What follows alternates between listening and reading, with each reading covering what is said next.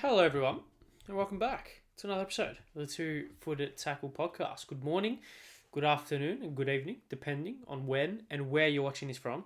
I'm your host, as always, Ari Stamatakos. We're here again for another week, international break. So, not a lot of, obviously, I say not a lot of, no club football from the men's aspect of side of things anyway.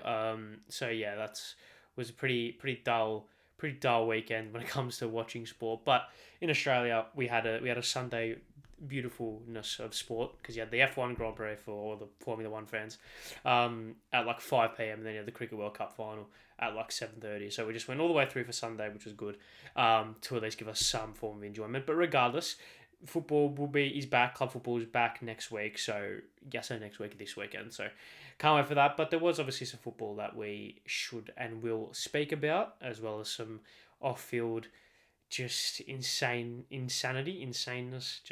insane, which we'll of course speak about. But before we do, hope everyone is well. Hope everyone has enjoyed their week. Maybe a little bit of a break from club football, necessary break from club football for some supporter bases. It was funny. As soon as Chelsea start actually playing well and winning, there's just a international break to just interrupt everything and ruin everyone. Ruin everything. So that's quite ironic from a Chelsea perspective and from a Melbourne Victory perspective as well. Start the season undefeated with 2 wins and 2 draws and bang international break. So yeah, you can't win them all, but it's okay. We move. Like I said, I hope everyone is well. I hope everyone has enjoyed their week. I did. I have gallivanting around as per over the weekend, having a nice chill one, and then also just enjoying it. So that's very nice. As always, I implore you all to subscribe to the Two Foot Tackle podcast on TikTok or on YouTube. Firstly, stay on here and subscribe when you first. Notification bell and notification bell so you don't miss out on any clips. In case you can't catch the full episode, there are some clips of the main talking points that go out on Wednesdays and Thursdays. I try to anyway, Australian time, and then notification bell and then like the podcast as well. That would mean the world, as well as making sure you guys head on over to the TikTok, Instagram, and Twitter, Two Foot Tackle Podcast, for any updates and just all the general Two Foot Tackle Podcast content. Like I said, if you can't catch a full episode, there's always highlights, clips, tidbits of information that you should know about the episode on all the platforms. It does mean the world, as well as all the audio platforms. Two Foot Tackle Podcast on Anchor, Spotify, Google Podcasts, and Apple Podcast. Like I said every week, even if you listen on YouTube, even if you watch on YouTube, just head on over to audio platforms, give it a subscribe, give it a follow, subscribe, rating out of 5, thumbs up, or whatever it is. It does mean more than the world. So yes, that is all for the preamble. Got some things to cover. We'll speak very, very briefly on the European qualifiers, because I feel like despite, I say the European, all the international football that happened over the weekend, because I feel like I should just mention it. And then we'll crack straight into the Everton debacle and cover all the bases around that, what that means for my club as well as Man City. So that's going to be a very interesting talking point. Then we're going to take a plane straight back down to Australia. We're going to touch on the Matilda squad that has been announced for our 2 friendlies against Canada in the coming weeks. The Socceroos, they had a very good win against Bangladesh, and they played Palestine in 2 days' time at the time of recording. So touch on that, and of course the national second division / tier has been announced today. So we're going to be touching on all the tidbits surrounding that. So pretty jam-packed episode of not really actual football related content, but like actual not football games, but still football content. So let's crack things on, and let's go immediately to the European qualifiers. I say European qualifiers, the football that has happened. It started midweek. Funnily enough, Australia are actually one of the very first games to have played, of course, with the Asian qualification campaign, and as well as the African World Cup qualification campaign have both kicked off, both in their very early stages. I say that the African qualification campaign is just insane because of how it's structured. For those who don't know, it goes from groups A to I. And then the winners of those groups advance to, I think it's the next round, and then the second place teams have to do a playoff to go to the next round, and then the next round after that is even more insane. It's something along those lines. It's pretty mental. So I mean, just looking at some of these groups, they're pretty tough. So yeah, that's just that obviously started. The Asian qualification campaign started. Australia got a lovely win over Bangladesh. We'll touch on that in more detail a little bit later on, but yeah, it was a lovely performance from the boys. Moving on, we got some European qualifiers, of course, happening on the next day. Spain beat Cyprus, Georgia and Scotland battled out to a 2-2 draw. Group F has been basically all but decided now, with Sweden getting absolutely demolished by Azerbaijan 3-0, which is insane. I mean, Sweden have gone past this golden generation that they had maybe 7-8 years ago, but still, you're looking at the team now: Kulusevski, Forsberg, Lindelof, Robin Olsen, who's still a Premier League caliber goalkeeper. So, yeah, really interesting what's happening in Sweden, as my camera just is having a horrible focus day today. So fingers crossed that can stay and fix up. But yeah, apart from that, the U17s World Cup as well.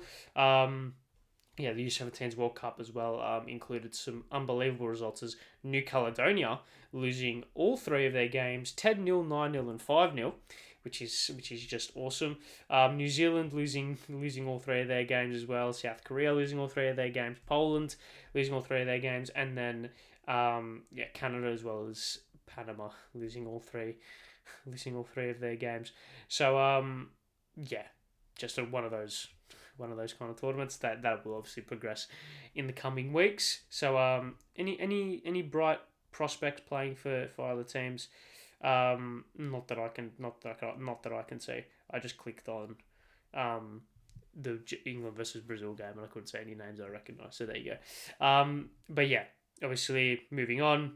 England Group C has been basically all but wrapped up with one game to go. It's going to go down to that last game to get automatic qualification. So that's obviously good for the drama and for the drama of everything. Group H.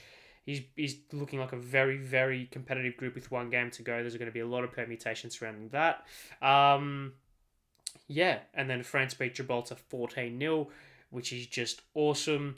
Exactly what you want. And then, of course, some other African qualification as well, some Asian qualification, which will carry on until the midweek before we return on Friday for the A-League and, of course, Saturday night for the Premier League. But yeah, let's go through all the groups like we did last time and just give a little bit of a recap before we move on. So Group A is all but decided. Spain and Scotland will be going through first and second place.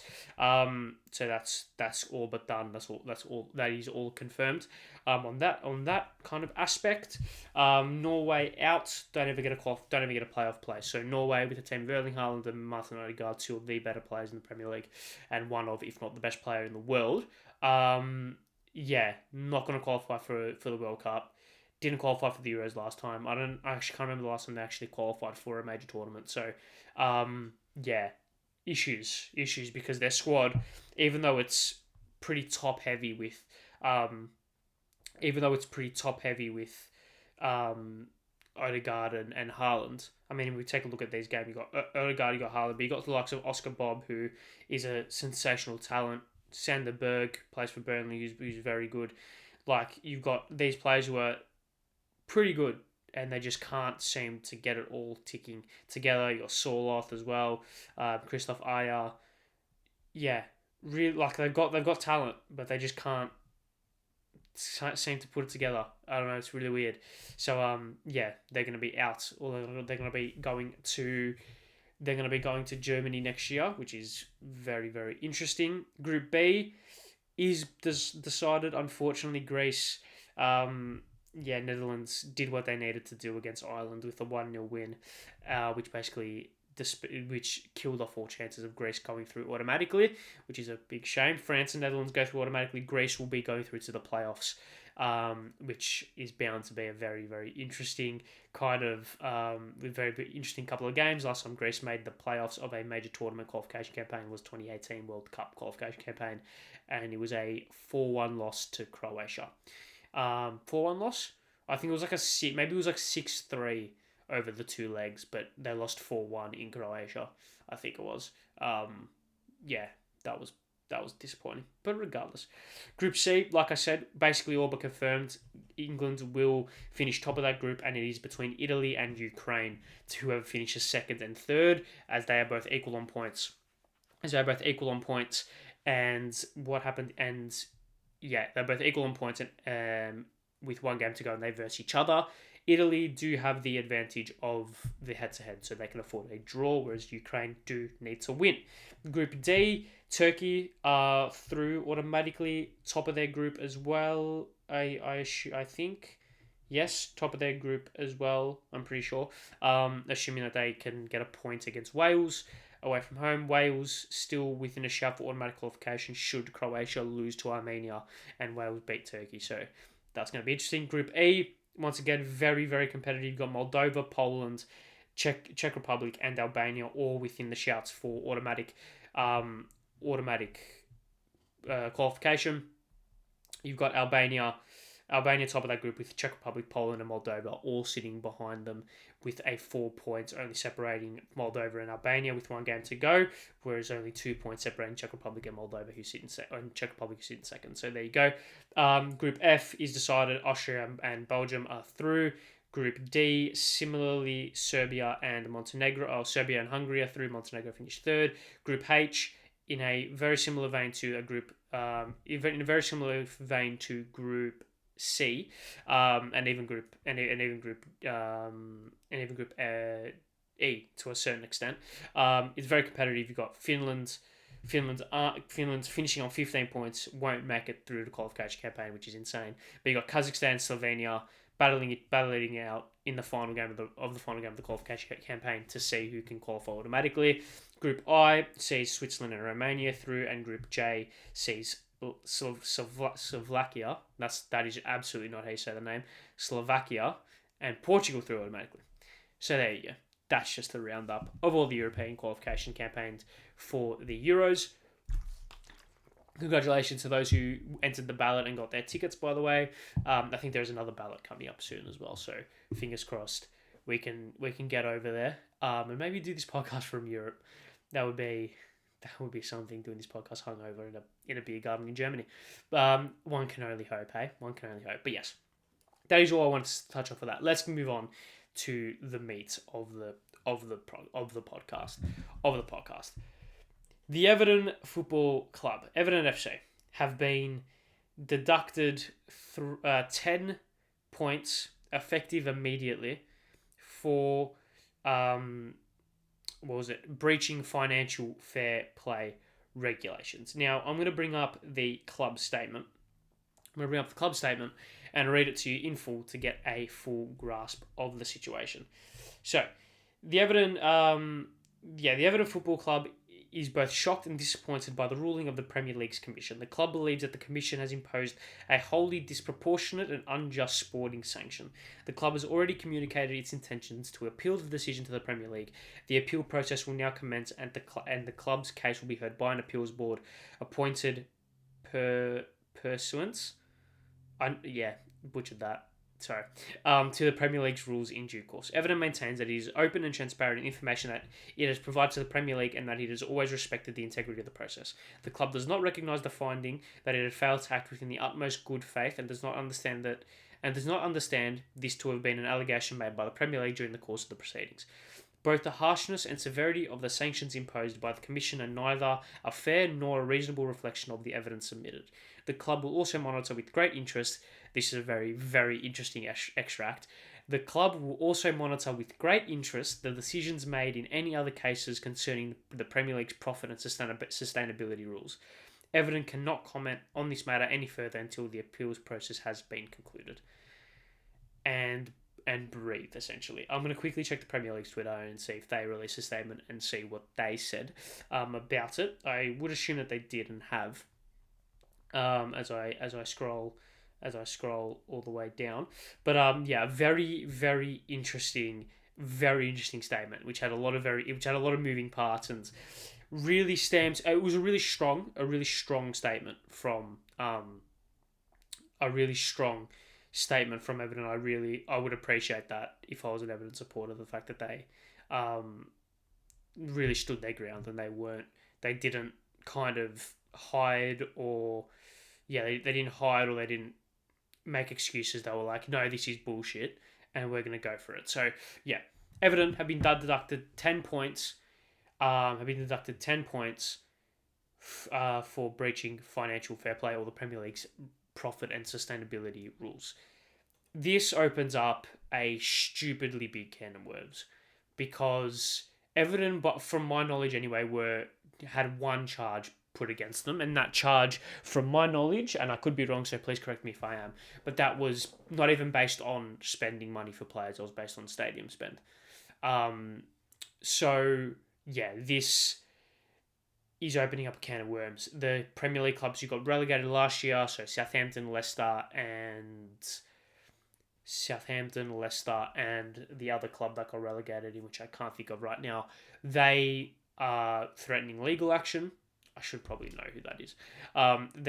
They're threatening legal action, which will be very interesting to see what develops. There is a sort of semi precedent surrounding legal action made against other clubs by other clubs because of something that they did in a football avenue, and that was Sheffield United against West Ham in the mid-2000s regarding the Tevez and Mascherano debacle. Leeds were the other team that went down. So yeah, Leicester, Leeds and Southampton, the three teams that are threatening legal action against Everton or are looking to pursue that avenue.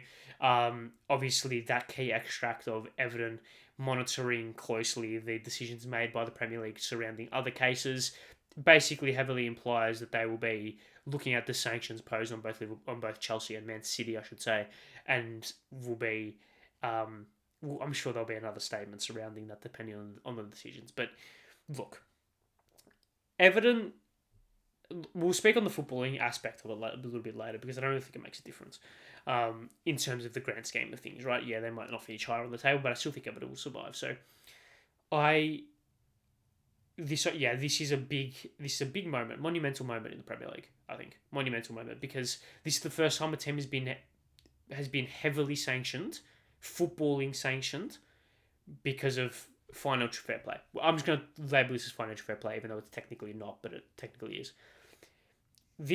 Whether or not Everton were just in being found guilty, I don't know. I haven't read the legal documents. I'm not a lawyer. I've got no idea, right? I'm just going to assume the Premier League Commission have acted in a fair and lawful manner and have adjudicated Everton to be guilty.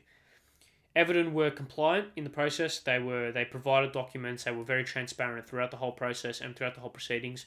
So you can't fault them for that. I think where people are very confused and concerned and also angered by is the fact that Everton were cordial in the processes. They provided documents. They were very transparent. They were like, yes, okay, you were investigating us.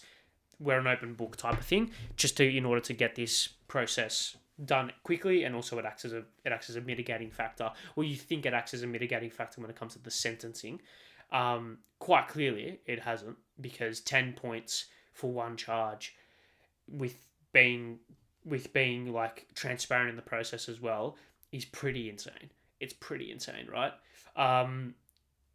This opens up a big can of worms, because what happens now?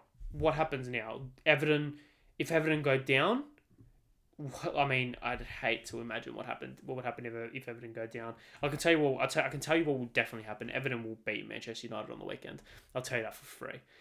A raucous. It's at Goodison, isn't it? Right? I'm almost certain it's at Goodison. Yeah. Oh, yeah. 3:30 a.m. on a Monday. So that'd be what? That'd be the late kickoff on Sunday. A raucous Goodison Park, a defiant Goodison Park against a very vulnerable and bleeding United. Yeah, Everton win that comfortably, 3-0. So there's that. I'll tell you. I'll give you that. Not even prediction. I said the future. So yeah, this will create a big ripple effect for both City and Chelsea, which I'm sure I'll touch on, but also for other teams in the league, for Everton themselves, whether or not they can bounce back from this. And also, it puts into question a lot of things about the ownership of some clubs. Do clubs want to be owned by billionaires who don't really know anything about football? Because you see the innocent consequences of being owned by a billionaire who doesn't know anything about football when you look at like Todd Bowley. And all he's done is just spent stupid amounts of money on really bad players like Aubameyang and fucking these guys, right? So you can look at it like that, but also the more sinister consequences is, oh, they're going to drive this club into the ground because they don't know what they're doing. And they're going to sign fucking Klaassen and Iwobi for 40 million and fucking Damari Gray. These guys, right? So these like damaging, like that cumulatively could be very damaging, right? Everton obviously thought that their squad has been a lot better than what it was, probably dating back all the way to when Benitez was in charge, or even before then. Probably even during COVID. They probably thought their squad was a lot better than what it was. They probably found their peak under Ancelotti, like Calvert-Lewin and James and like players balling out, right?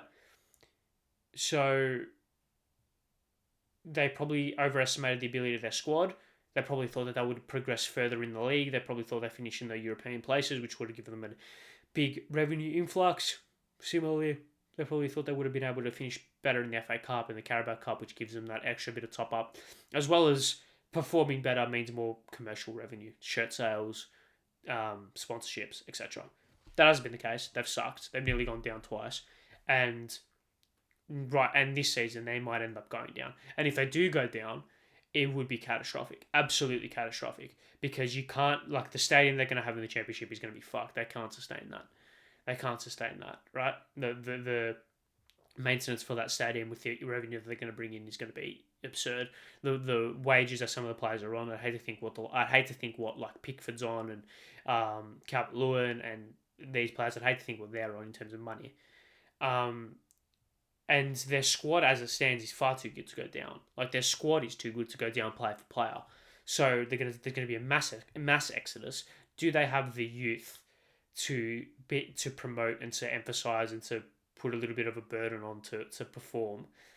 I don't know. I don't know their squad that well. I know that they've got a couple of different players. They started a young centre half, I'm pretty sure, who's played quite well. You've got like Mikolenko and these players who, while aren't youth academy products, are still quite young and can still progress and can still carry the team forward and have age on their side. But yeah, from a footballing perspective, regardless of what I've just said, I don't think from a footballing perspective Everton will go down. I don't think. Yeah, I don't know. It's really weird, right? Because Everton are 2 points outside of, or like, how am I going to word this without sounding kind of contradicting to whatever I've just said? I think from a purely footballing perspective, I still think Everton will be fine. I don't think they'll go down. They're only 2 points inside the relegation zone. If they beat United this weekend, which I think they will, and other results fall their way, which I think they will as well, they're going to be out of the relegation zone. So while they might be in a little bit more of a precarious position, I still think their squad is good enough. I still think Sean Dyche has finally got this team ticking and playing the way that he wants to play.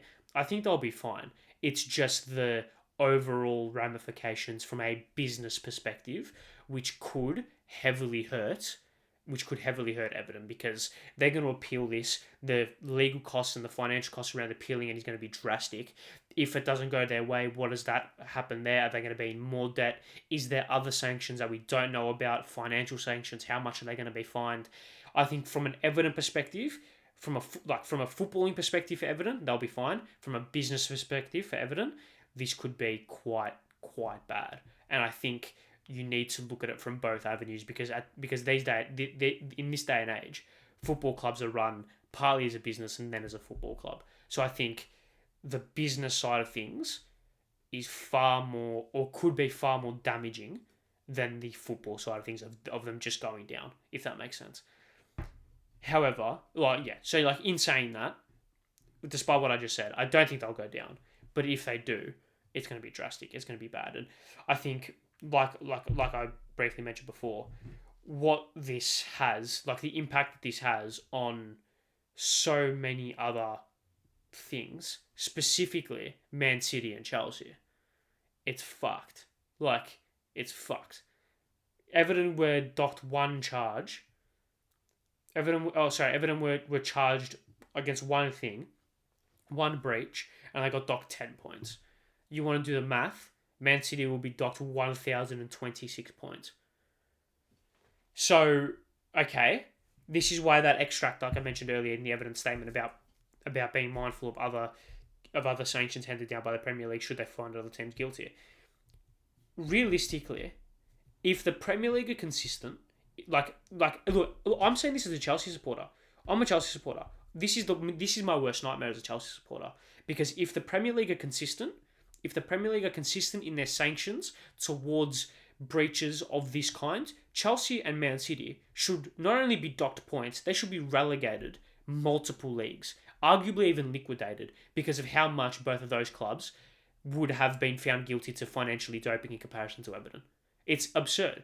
Chelsea have been financially doping since 2005. Man City have been financially doping since 2011, and both have been doing it on a drastic scale, on a stupid scale, right?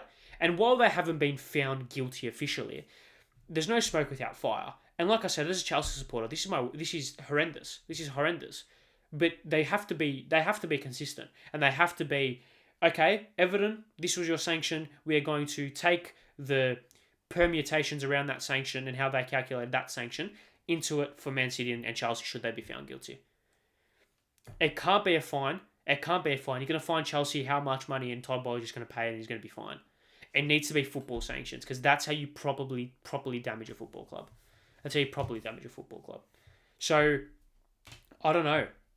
Like, yeah, I don't know, man.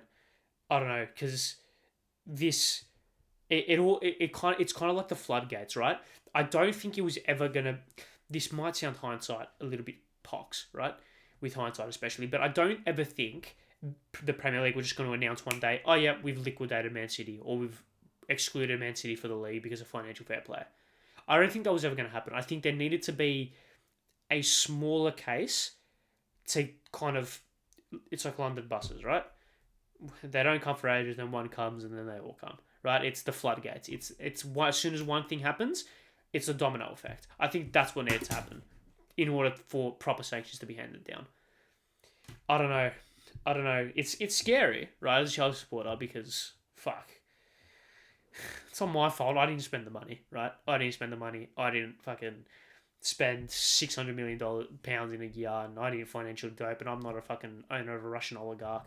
And the same with Man City fans. Man City fans aren't manipulating their commercial income and manipulating their sponsorship income because they own the companies because they fucking own the companies that sponsor their team. They're not doing that. And they're gonna be the innocent bystanders and the what's the word I'm looking for? They're gonna be caught in the crossfire. And it goes back to that question of celebrating things, right? That's actually the word. I'm going to touch on this briefly because I know we're ticking across half an hour, but I just put the word on my run sheet. I just put celebrating. Everton fans, right? Because I think this still relates to Everton. Last year, or the year before, when Calvert-Lewin scores that goal against Burnley, was it? Or Palace? Like, maybe it's a different scale, but I will relate it back to Chelsea. Like, that moment, no one can ever take that moment away from you. No one can ever take being in that stadium, watching it at home, and seeing that big, lanky, 6'4" guy from, I don't even know where the fuck he's from, fucking dive his head towards a ball and score in the 84th minute and win you guys the game to keep you guys up. No one's ever going to take that away from you. However, in retrospect, is it a bit like, fuck. In the same vein, that moment here, that's behind me. Drogba. Right? Mata in towards Drogba, what about that? Chelsea's man for the big occasion scores his biggest ever goal in what may be his last ever match for the club. You can't write it. Right? That moment there was financially doped.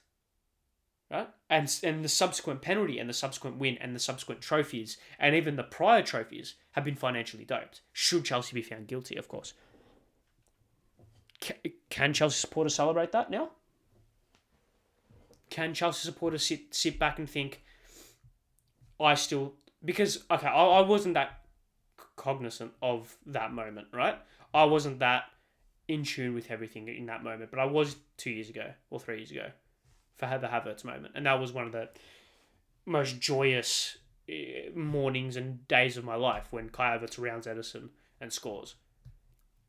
Knowing that was financially dope, should Chelsea be found guilty, I kind of sit back and think, all right, you're not going to take the moments away from me.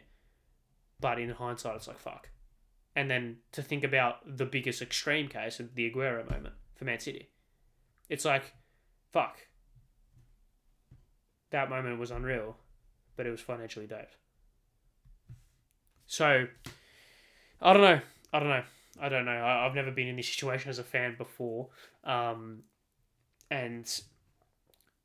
because of the grand scale of it all, it's not like one player has been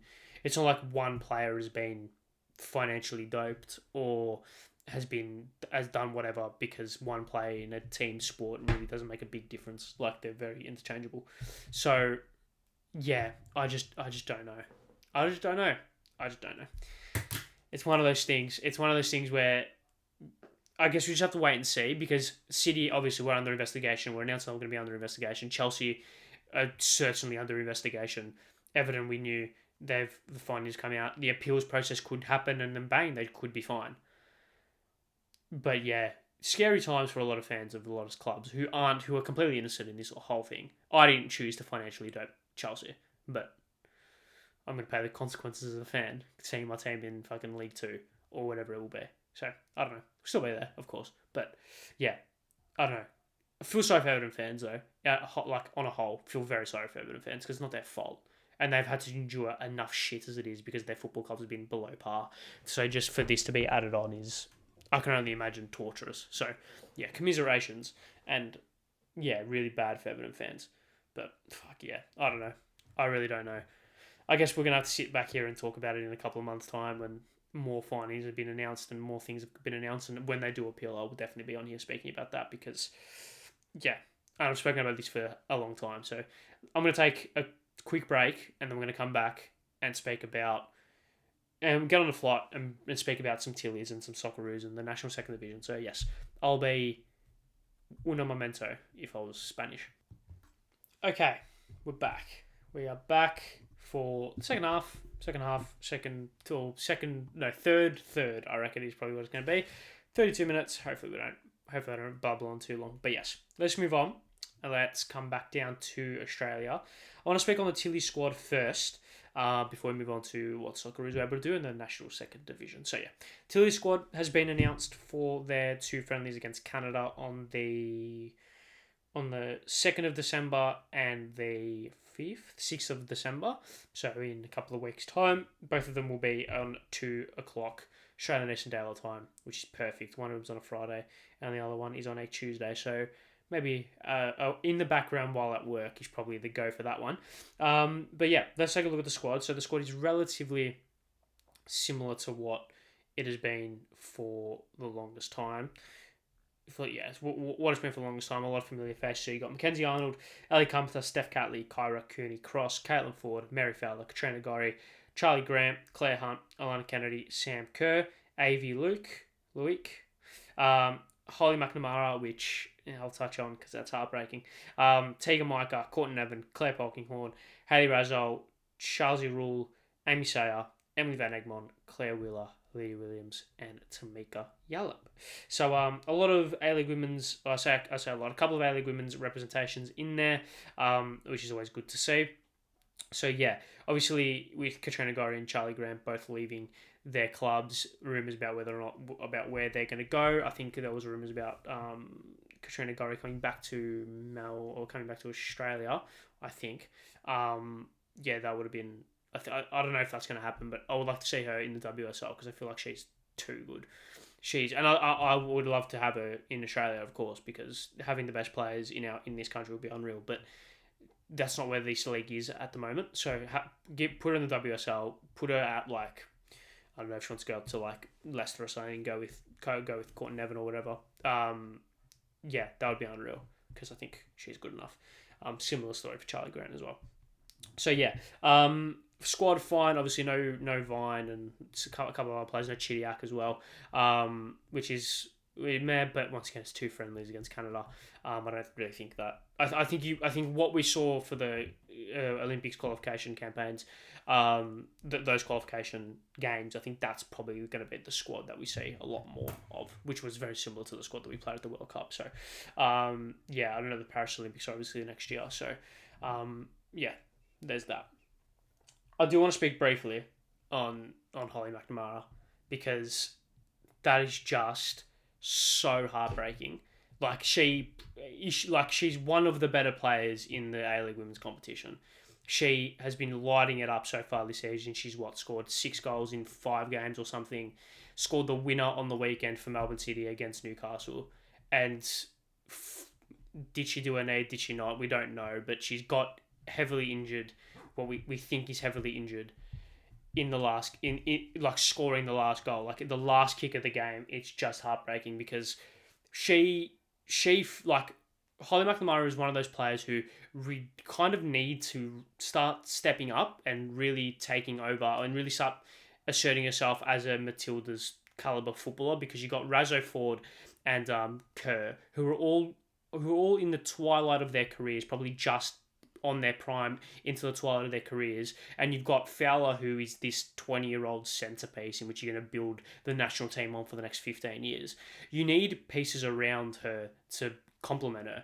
McNamara is definitely one of those players. She is extremely, extremely talented, and for a player that talented to have that history with injuries, and to suffer another maybe ACL injury whilst scoring the winner on the weekend after scoring a goal earlier in the game, it's just such a unfortunate situation, because that was Holly McNamara scores a brace, City win in the last kick of the game, but she does her knee. It's fuck, man, she can't catch a break. She is so talented, and she's shown it over a couple of years. She just hasn't been able to stay fit, which is heartbreaking, because like I said, she, alongside Mary Fowler, can be the next generation of Matilda's footballers in my opinion. But it's just so unfortunate. So fingers crossed it's not a severe injury, and she can get back and start playing at a level that she knows she can play at, because yeah, it's just really unfortunate. Really unfortunate. But yeah, it's one of those things. I think Chidiac will come into the squad, should McNamara not be fit in time. And if they do need a replacement, I think it'll be Chidiac, so it's fine. So yeah, Chidiac will win, but I think they'll go with Chidiac for that. She probably should have been in the squad already, actually, thinking about it. But anyway, one of those things. Let's move on. And let's speak on the Socceroos. Socceroos had a lovely 7-0 win over Bangladesh. Very funny. Very funny win. Very funny seeing Harry Suter not even need to jump to score the first goal, which I thought was just absolutely hilarious. McLaren hat-trick, one of the worst hat-tricks you'll ever see. Probably should have scored 7, so I don't know, maybe there's a little bit of indictment on him.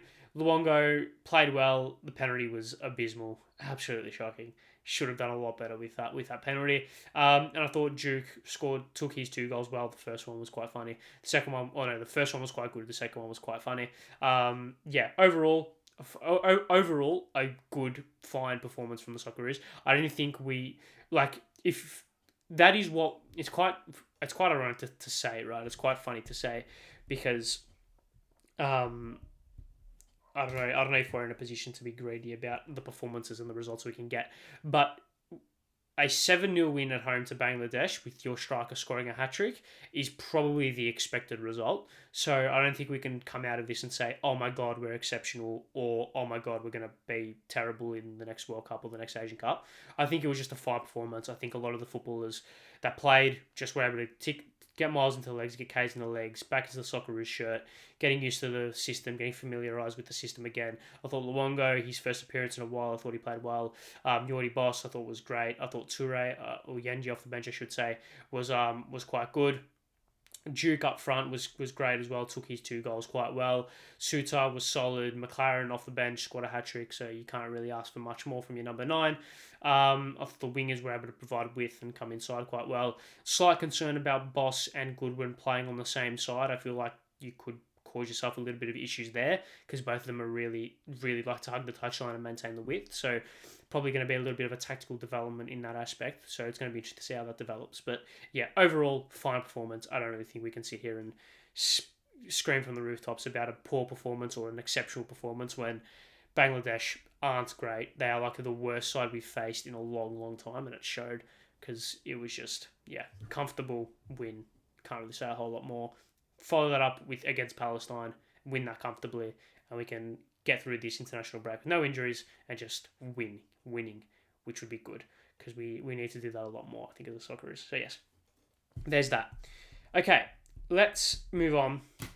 Speak on the big topic. The big topic is, and it's what we're going to finish up with. The National Second Division has been announced. To much rejoice across plenty of football fans across the country.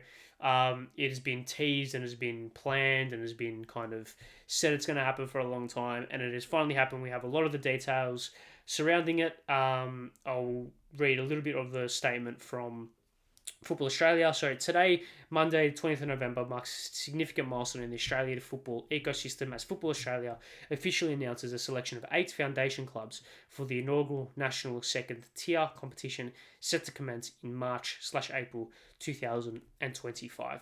After a rigorous and comprehensive application process, the following initial foundation teams have been selected based on their strong proposals and readiness to meet the standards set for the NST competition. So those clubs are, I'm sure as you all know, but they're Apia Leichhardt, Avondale, Marconi, Preston Lions, South Melbourne, Sydney Olympic, Sydney United, and Wollongong Wolves. So from the 8 teams, you've got 1, 2, 3, 4, 5 from New South Wales, and the 3 from Melbourne, obviously being South Melbourne, Preston Lions, and Avondale, obviously the Wollongong being the 5th New South Wales team, but the non-Sydney team, with obviously Apia, Marconi, Sydney Olympic, and Sydney United being based out of Sydney. So yes, that's all the admin out of the way. Starting in March or April 2025, so next year, or as in the next footballing calendar, the end of the next footballing calendar. No promotion relegation to start off, which we all pretty much knew. There will be 2 to 4 more teams added in the next coming months into the new year, which, fingers crossed, allows for expansion across a properly nationally wide competition. So hopefully some teams in Brisbane, Adelaide, maybe even Hobart, and maybe even WA if that permits. But yes, overall, I think it's good. I think it's definitely needed. I think it is as this camera just is having a horrendous focus day. I think it's needed. I think it's a big step forward. Like the statement said, it's a big step forward in the football ecosystem for Australia.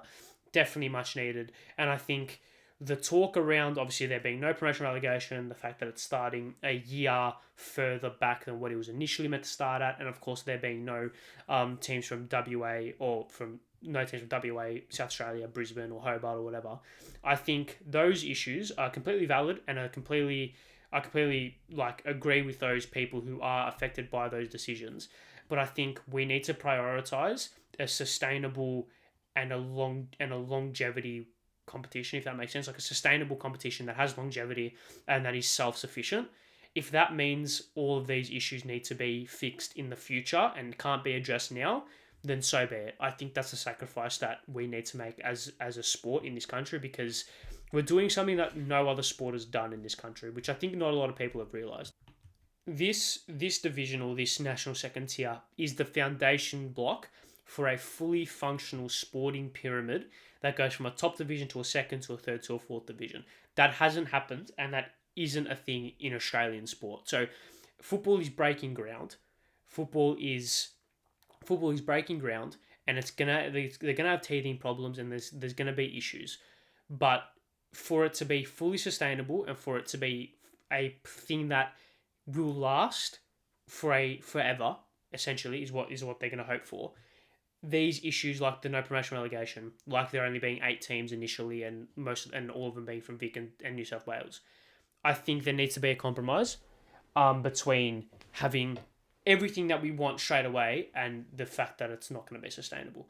So I think, like in an ideal world, it starts at the end of this footballing calendar, so it starts in August of next year or April of next year or whenever, and there's 18 teams.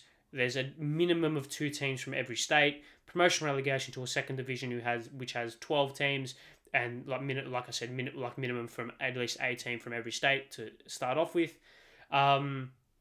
There's obviously like no salary cap or a financial system that allows teams to spend without being hamstrung by a very, very strict salary cap. No limits on visa players, or at least visa players limited to or at least a limit on visa players that allows for the promotion of youth players whilst also keeping the ability of the league or the overall quality of the league quite high. A properly run youth system, properly run academies that are affordable, etc.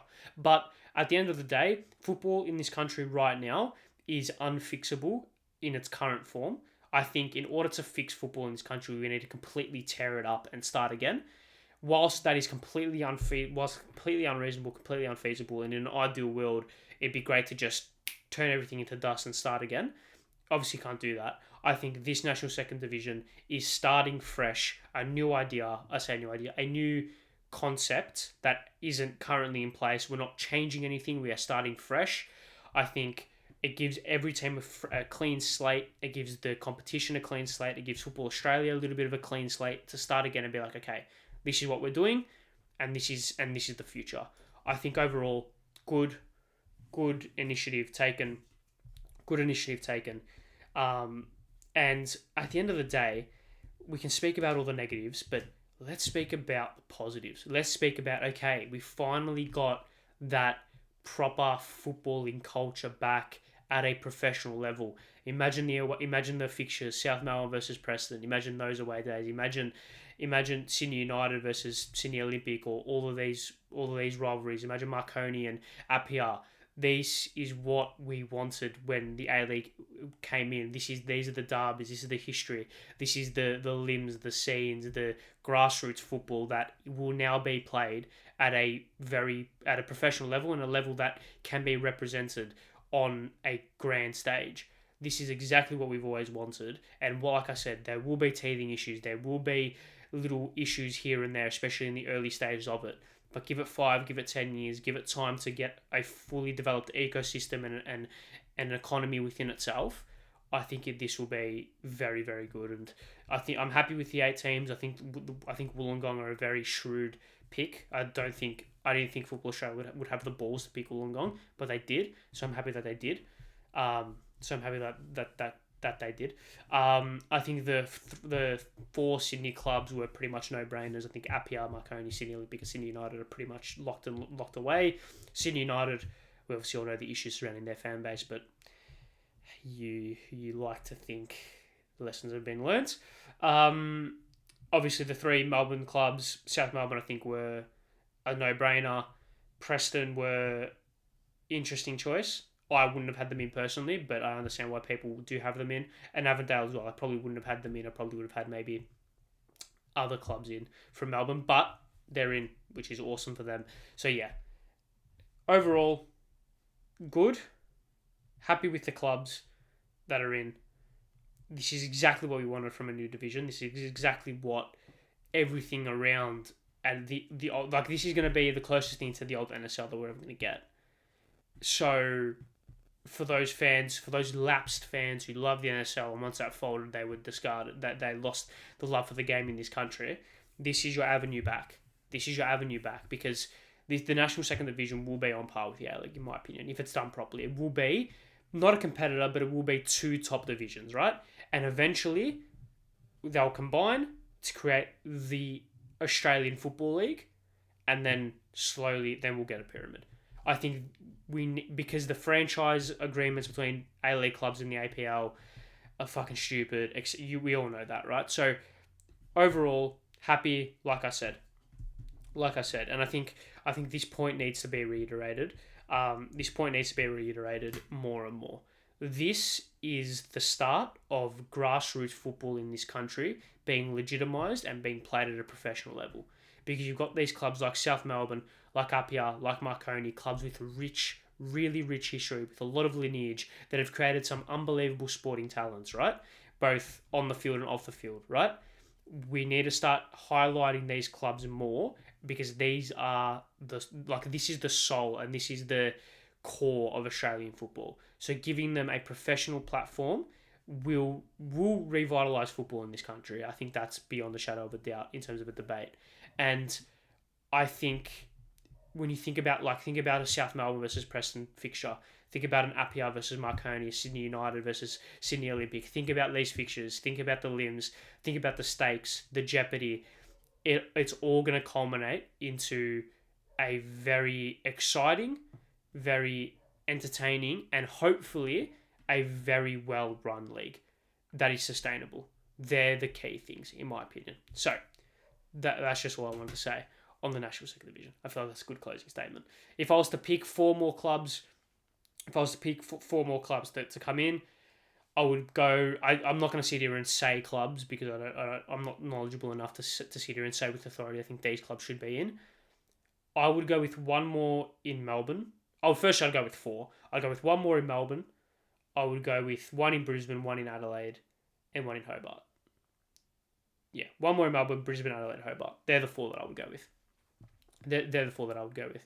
I think you need to maybe you go two in Brisbane and knock the other one out of Melbourne. But I think you need to accentuate, if that's even a word. You need to really emphasise the strengths that Australia have got, and the NPL Victoria and NPL New South Wales are the two strongest NPL leagues. So you need to get those clubs in, legitimise it, and then you can bring in the other clubs as well. That's just the way it is, and also the richest ones as well for the most part. So yeah, there's that. That is all for the talking points. Let's move on to the preview of all the games that are happening this weekend. Australia vs Palestine. Just win it. City versus Liverpool, that's going to be a very, very entertaining game, played at a very high level, I'm sure. Macarthur versus Melbourne, Victory on Friday night. Please, Victory, win that, for God's sake. Apart from that, Everton will beat United, lock that away, that will 100% happen. And then, that is all. And we'll be back next week for some more football chat. So yes, thank you all very much for watching another episode of the Two Foot Tackle podcast. If you have stuck around, I thank you very much for that. If you have stuck around, thank you very much for that. It does mean the world. Make sure you subscribe, notification bell, all the socials, all the audio platforms, like I said in the beginning. Make sure you subscribe. Like I said, see you guys next week. Stay well, stay safe, and goodbye.